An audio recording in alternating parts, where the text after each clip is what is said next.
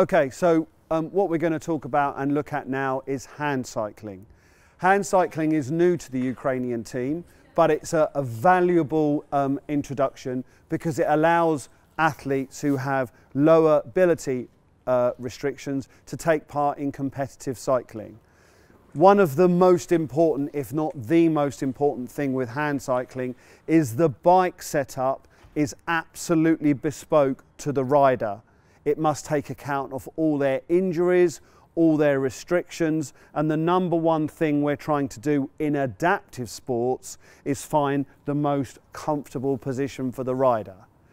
Obviously, in competitive cycling, we'd like them to be as compact as they possibly could, but we are absolutely aware that it's going to be dependent on the rider's restrictions, and it is a process of trial and error to find the most comfortable place that the rider can sit to deliver the power that's needed for hand cycling. And Hannah's going to talk through some of the concerns or the issues we have to address. Well, just with Sergey, because he's a paraplegic, so he can only feel like here down.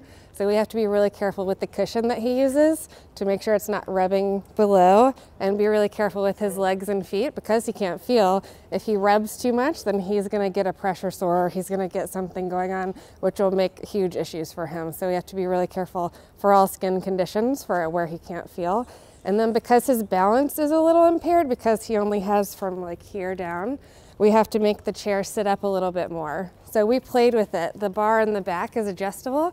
So earlier we had him lean back and lean forward, and then he decided that this was the best, most comfortable position for him, and then we strapped him in from there. So really, according to the disability, that's how you adjust the hand cycle to get the prime speed and ride. In terms of actually cycling the hand cycle, what we're looking to find is the optimum position for Sergey so that he can deliver the power from his arms and shoulders. Ideally for us, we'd like to have his core nice and stable and he can deliver it in a nice relaxed position.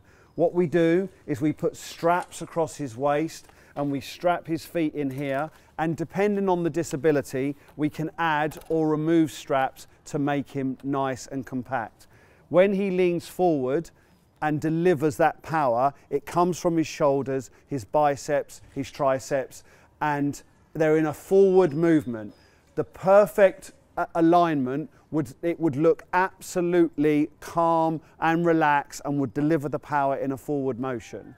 What we're going to ask Sergey to do is to cycle up this track and then come back to us, and it'll be a process of questioning and answering between the coaches and him to find that most optimum position that he can deliver the power through that hand cycle.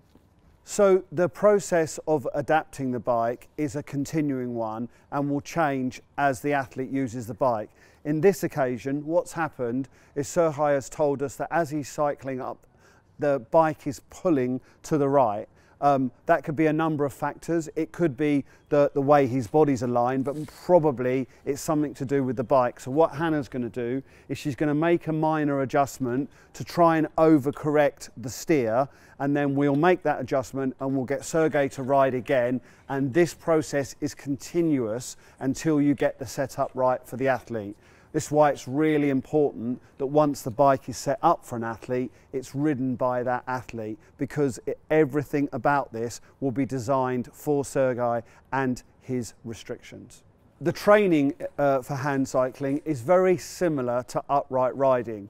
The first part will all be about confidence in riding, but firstly by himself in a straight line, and over time increasing the speed and the distance that he will ride.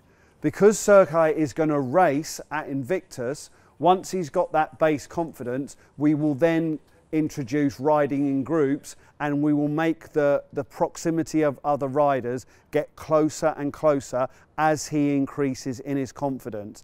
Exactly the same as riding an upright bike, as in it's very, very tactical, and in the actual Invictus, the racing in hand cycle is in quite close proximity. So he will have to become comfortable with riding close to other riders and being able to stop very quickly.